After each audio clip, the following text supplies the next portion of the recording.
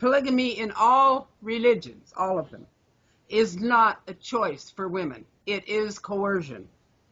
They have to live it to save their soul. And I'm talking about Islam, FLDS, a lot of Christian religion, polygamy. The reason they use God to hit them over the head with is to control them and take away their rights. Absolutely. It is not equality. And if there is no equality, then it's an injustice. Therefore, there is no good polygamy. If 3 people live together and there is equality and one can leave, that's different. But you're not bringing in the religious aspect of damnation, losing your children, which goes along with all religious polygamy.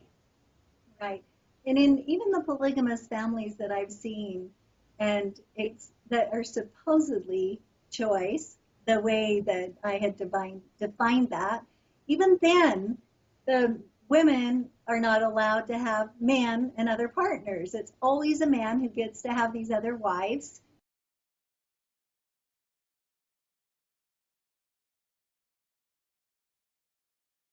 Polygamy is defined solely by its rules to protect the breeding rights of men only. I think that's true. Mm-hmm. To protect the breeding rights of men only, and women don't have any. They're just breedable slaves. Well, I should rephrase it. They're breedable property, but property is slavery. Same thing. Kristyn, there's a lot of police activity going on right now in the Salt Lake City area concerning the businesses of the polygamist group called the Kingston clan. Can you give us an update on what's going on there?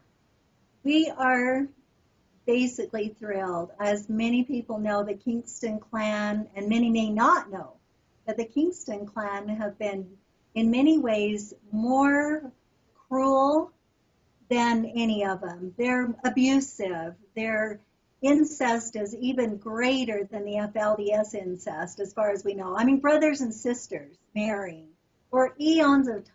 There's been a lot of physical sexual abuse there that may not quite have been as bad, who knows, in the FLDS. But those people have known the Kingstons for that and for their illegal activity for a long, long time. Years ago, they had actually, Mark Shurtleff actually had 18 warrants for arrests for the incest that was taking place to men in that group who had, like you said, bred children, their daughters, their sisters, whatever it may be. And they were going in to arrest them, and it was instantly called off. They were literally at the houses to arrest those men, and it was called off. We believe, of course, that had to do with payoffs, with accusations, whatever it may be, that they were in bed with the upper, higher echelon of the Utah people. We know that since then, Mark Shurtleff, the Attorney General, has been relieved of his position for taking money, bribes, etc., for those very things that you're talking about and more. We have been suspicious about that forever, for a long, long, long time, because of not just that case where there was incest reported, but many, many other cases were reported, but nothing that we know of was ever done about it. And the people on the coalition and those who are not on the coalition have also wondered about our current representative, Sean Reyes. We have had mixed feelings about him, and what we found out was that he too had taken money from the Kingstons, $50,000, and that was the highest. He was the person to receive the highest amount of money. There was one other Agent C, that received $50,000, but those two were the highest. $40,000 came directly from Washakie, which is a Kingston supposedly great company making biofuel out of grease and all these other things, and I'll tell you a little more about that. But we found out that he had also taken another $40,000 from one of Paul's daughter-in-laws who had donated there. So they were donating to his fund, and they, over a period from 2011 on up to now, they had slowly donated to these people in the higher AG's office, representatives, state representatives, up to senators. They have given a total of $190,000 in donations. And what does that look like if it doesn't look like some form of payoff? So when we found out that Sean Reyes had taken funds, there were several people that called him on it. We were very proud of those people who were brave enough. I wrote him a letter, but somebody actually talked to him right face to face and said, this is not okay. Now, Sean claimed that he did not know anything unethical about anything was going on within that, in any of those businesses. And he also said that there was nothing illegal in taking donations, which there weren't.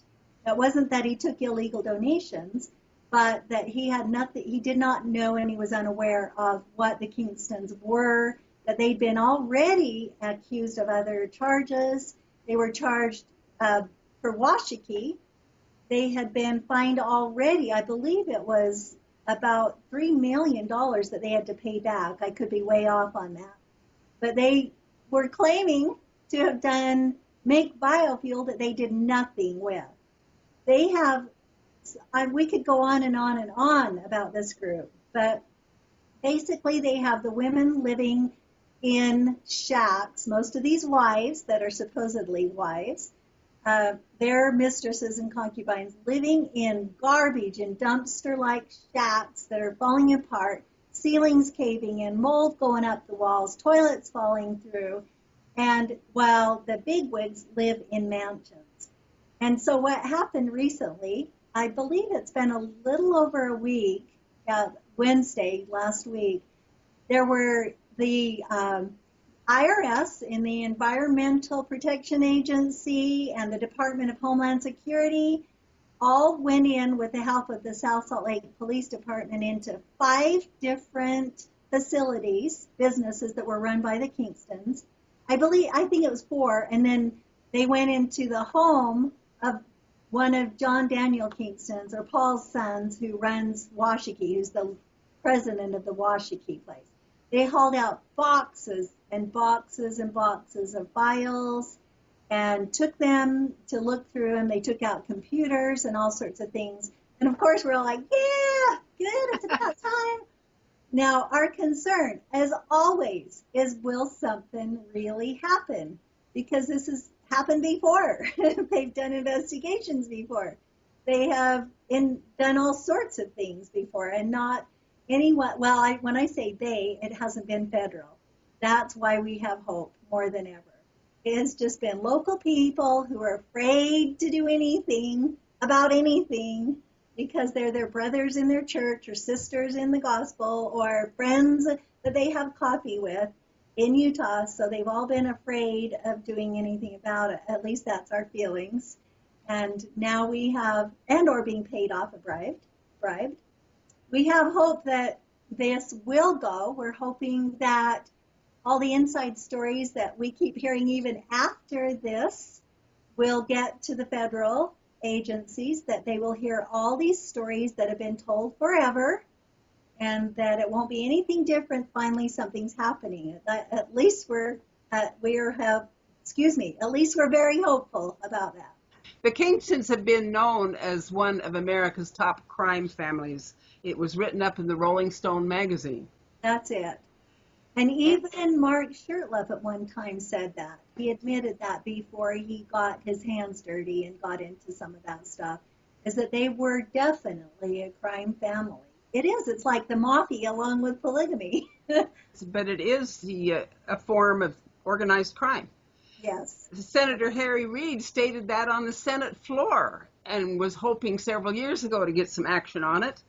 And it was sort of dismissed because we had a war coming up and it kind of just got pushed under the carpet. And again, people were afraid to touch it with a 10-foot pole. If you live here in Utah, you have ancestors in Utah, and everybody talked about how wonderful polygamy was and the denials of, because they haven't done their history and read.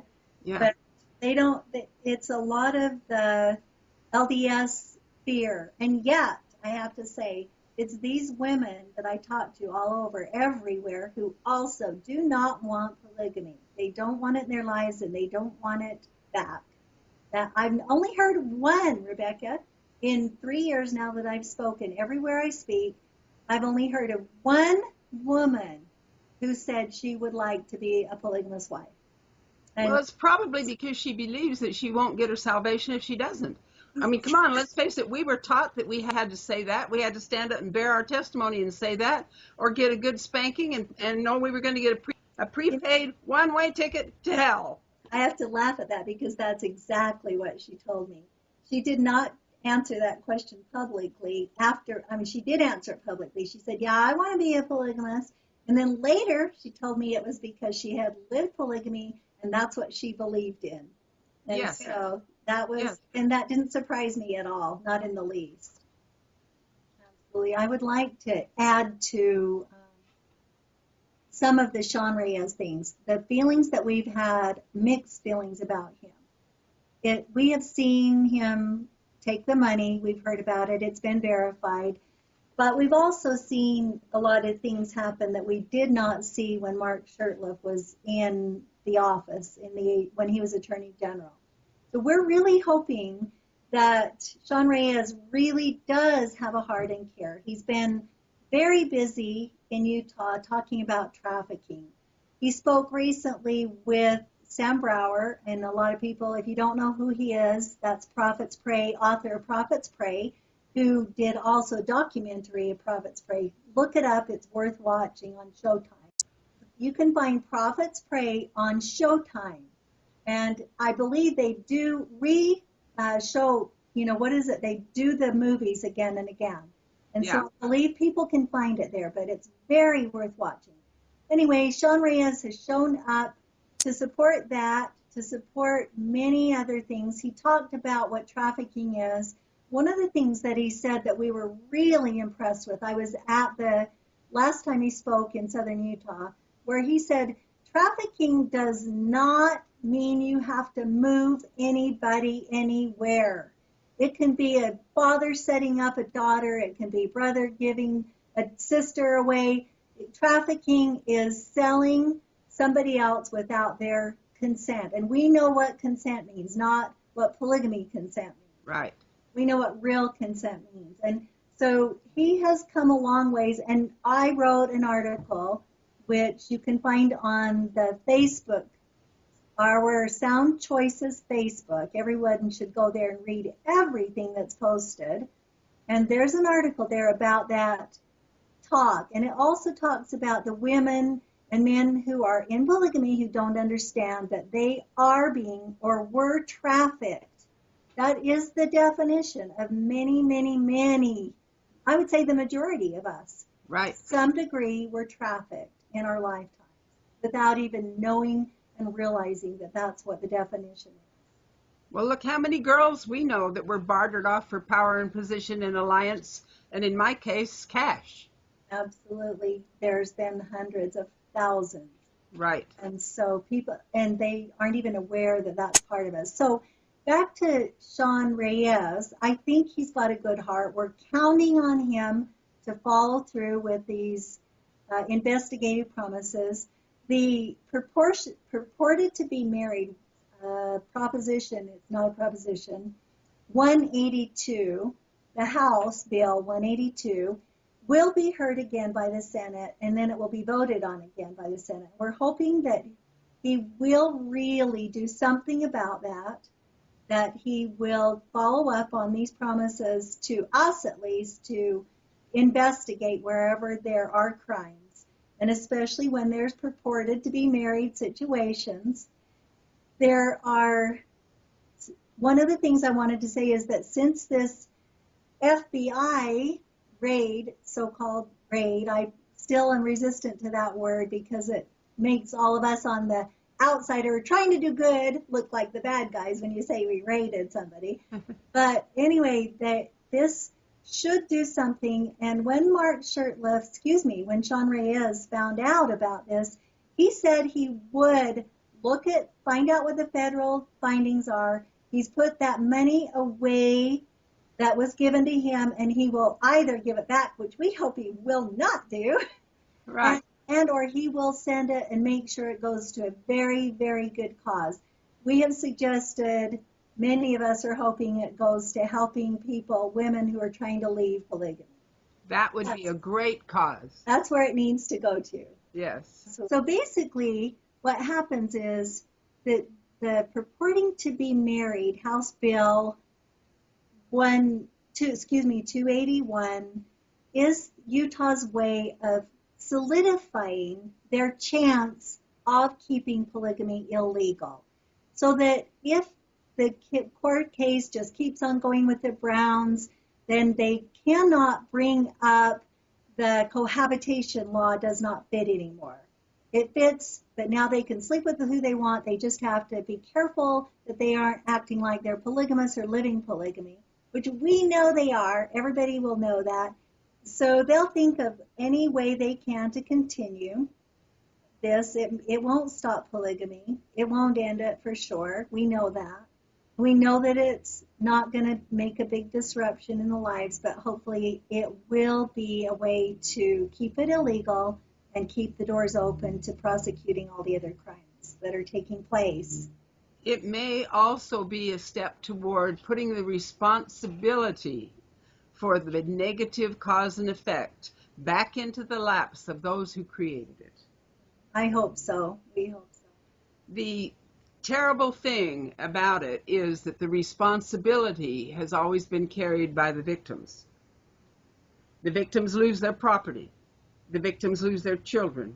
The victims lose sometimes their lives. They lose acceptance of God. They lose their salvation. They lose the financial, emotional, spiritual, physical degradation goes to the victims, and every polygamous leader is stinking wealthy. Yeah. If they can step in and confiscate the profits from the prophets and force them to take the financial responsibility for the devastation they caused, it will be a giant step forward, and we still have a lot of work to do to help see that that can happen. Crime will continue as long as it pays. And leading a polygamous group or any cult pays big time. And you talk about the religion doing it for God and apologize for calling it mafia, but you know there's a very slim line between God and Godfather. That's right.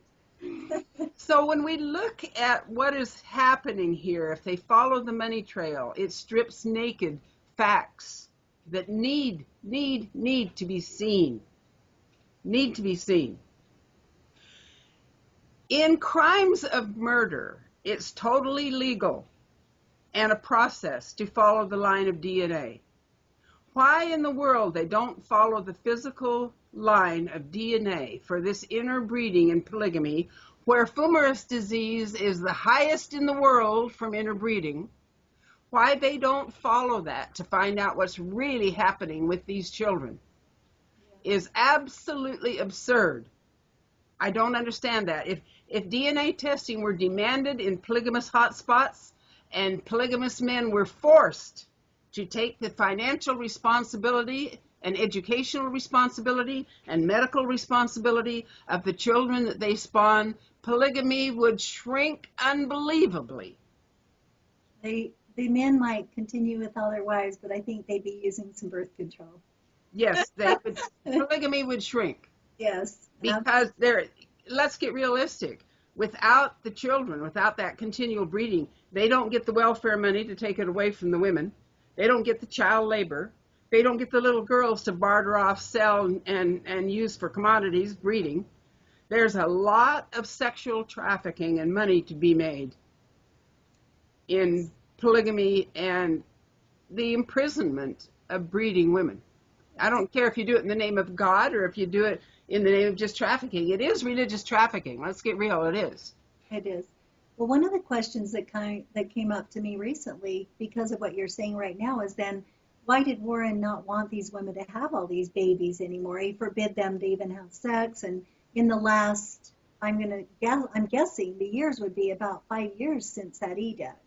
we're 2006, I believe. It was 4 years now, since 2002. So in 4 years, there's not an average of 450 babies born in Colorado City each year.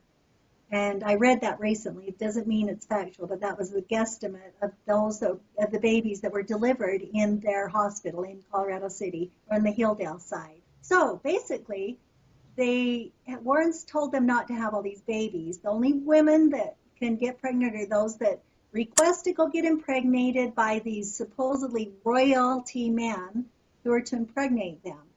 So people say, well, why? Because that's what polygamy was all about, was having all these children. Warren doesn't need those children anymore. He figures that most of them have already been tainted by their parents who are evil, who he sent away.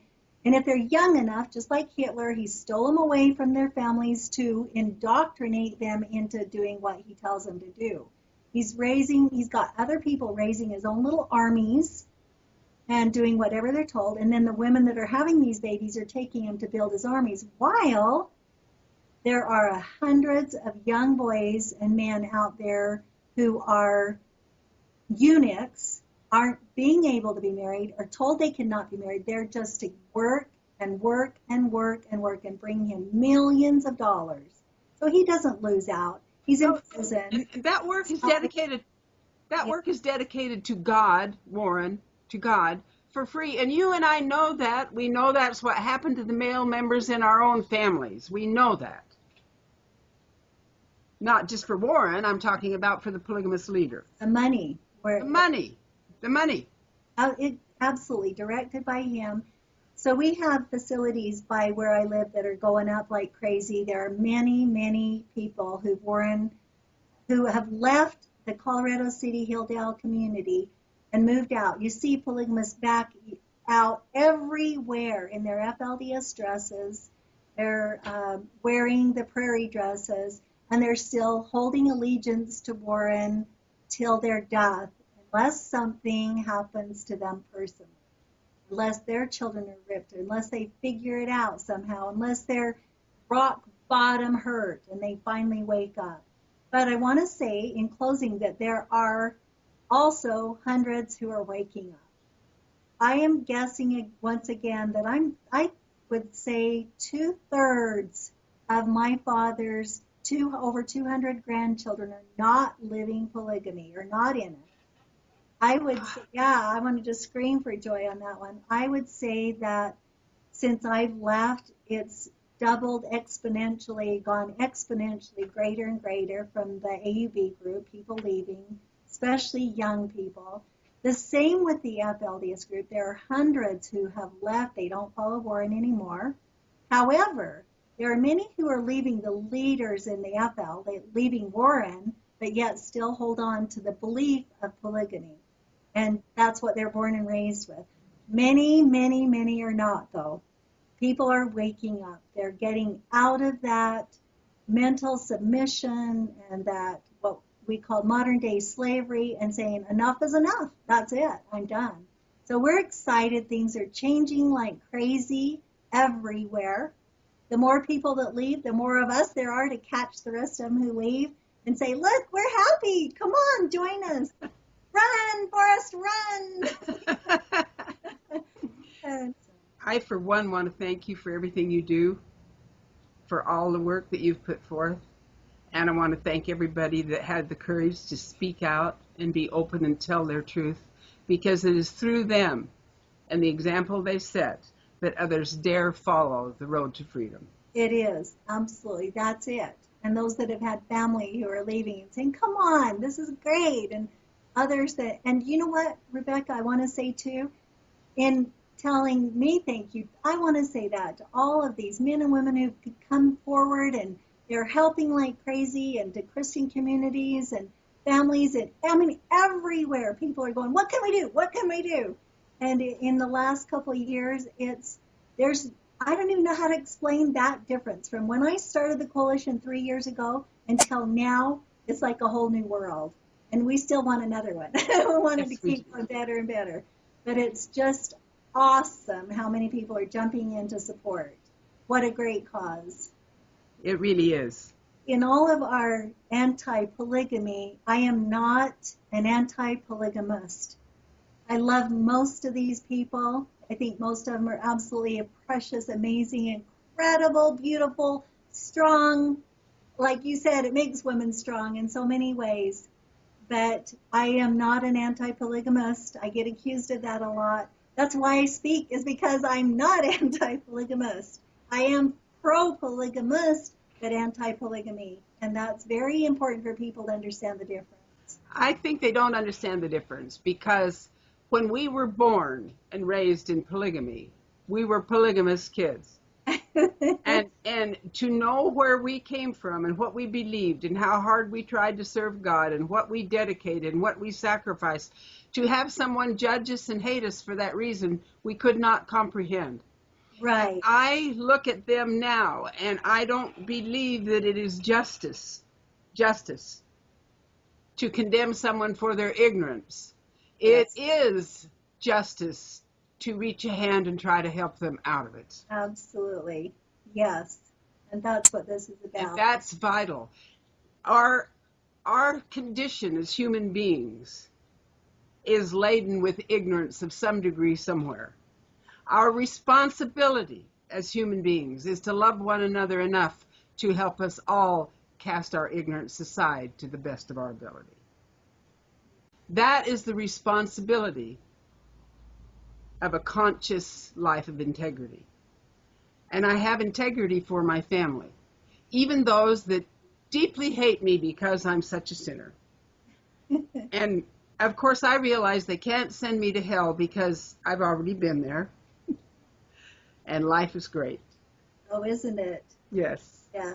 No more hell for us. We've been No there more hell for us. And we're willing to reach back and give them a hand up when they're ready to take it. That's exactly right. That's right. And hopefully they find the hand, not just ours, but others too.